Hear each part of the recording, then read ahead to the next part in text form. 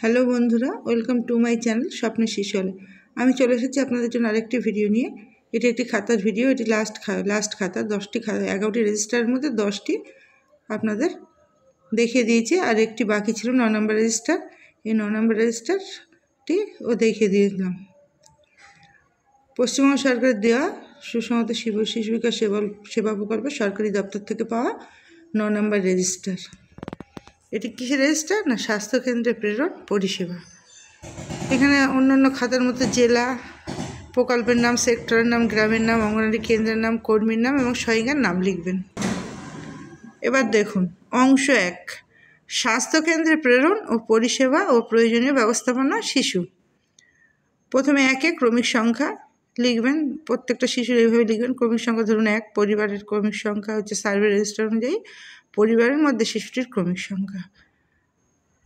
তাহলে শিশুর পরিবারে যদি বাবা মা, দাদু ঠাকুমা থাকে এবং জ্যাঠা জেঠিমা থাকে, তাদের বাচ্চা থাকে একটা, বা সে জন্মালো, তাহলে এইভাবে সবার ধরে বাবা মা দুজন, দাদু ঠাকুমা দুজন, বাবা মা দুজন, 4 জন, জ্যাঠা জেঠিমা 6 জন, আর তাদের একটা বাচ্চা 7 আর 8। তাহলে পরিবারের মধ্যে ক্রমিক সংখ্যা হলো 08। শিশুর নাম এবং শিশুর অভিভাবকের নাম ও ফোন নাম্বার। শিশুর নাম লিখবেন এইটার ভিতরে, তারপর এখানে লিখবেন শিশুর অভিভাবকের নাম এবং তার ফোন নাম্বার। বয়স লিখবেন, কত বয়স। লিঙ্গ লিখবেন, পুরুষ হলে ছেলে হলে পুংলিঙ্গ, মেয়ে হলে স্ত্রীলিঙ্গ। বর্তমান অসুস্থতা প্রথম কবে থেকে দেখা গেল। যে শিশুটি অসুস্থ সেটা আপনি কবে থেকে প্রথম দেখতে পেলেন, বা বাড়ির লোকের কাছে জিজ্ঞাসা করবেন। নিজে যদি না দেখতে পান, বাড়িতে যদি হয়, বা আমার কাছে জিজ্ঞাসা করবেন যে কবে থেকে হলো, লিখবেন এখানে তারিখটা। এবার স্বাস্থ্য সমস্যার মধ্যে কিছু কিছু ভাগ আছে দেখুন। যেমন নির্দিষ্ট সময়ের আগে জন্ম, তার মানে প্রিম্যাচিওর বেবি, যাদের সময়ের আগে জন্ম হয়েছে তারা অসুস্থ থাকে।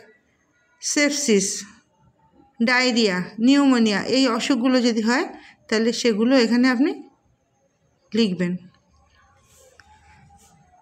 তারপরে স্বাস্থ্য সমস্যা,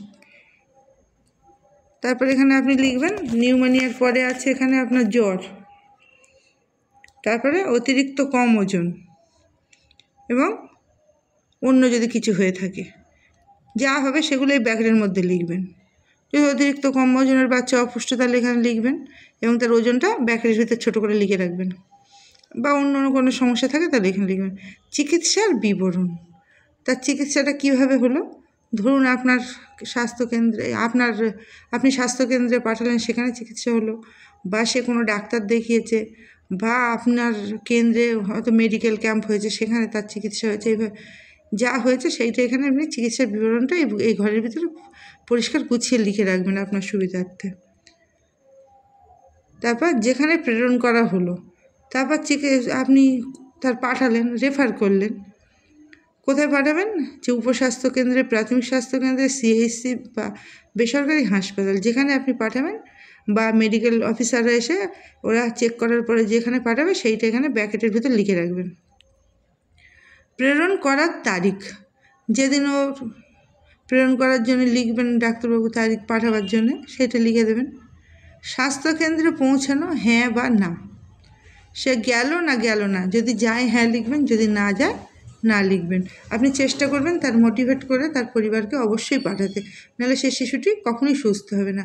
যেমন আমরা অনেক প্রতিবন্ধী বাচ্চার বা অপুষ্ট বাচ্চাকে নির্দিষ্ট জায়গায় পাঠিয়ে তার সুস্থ হয়েছে, সেরকমভাবে আপনি মায়েদেরকে বুঝিয়ে পাঠাবেন, যাতে সঠিক জায়গায় গিয়ে তার সঠিক চিকিৎসাটা হয় এবং সে সুস্থ হয়।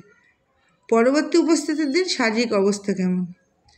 তারপর যখন সে পৌঁছে ওখানে গিয়ে ডাক্তার দেখানোর পরে সে আবার ফের কেন্দ্রে এলো, বা না গিয়েও এলো, বা তারপর দিন যখন আপনার সঙ্গে পরবর্তী যেদিন আসলো সেদিন দেখা হলো, তখন আপনি কি জানতে পারেন যে সে পুরোপুরি সুস্থ হয়ে গেছে। সে নিজে হয়তো ডাক্তার দেখাতে পারে পুরোপুরি সুস্থ হয়ে গেছে, না আংশিক সুস্থ, না কোনো উন্নতি হয়নি, না মারা গেছে। কখনোই আমরা চাইব না কোনো বাচ্চা মারা যাক, সবসময় চেষ্টা করবো আমরা তার জন্য সঠিক চিকিৎসা হয়। এইভাবে আপনারা প্রত্যেককে অসুস্থ বাচ্চাকে এরকম স্বাস্থ্যকেন্দ্রে রেফার করবেন। তাহলে বুঝতে পেরেছেন আশা করি। এই ভিডিওটি ছিল আজকে এই পর্যন্ত। যদি আপনাদের ভালো লেগে থাকে লাইক, কমেন্ট এবং শেয়ার করুন এবং সাবস্ক্রাইব করে আমার পাশে থাকুন। ধন্যবাদ।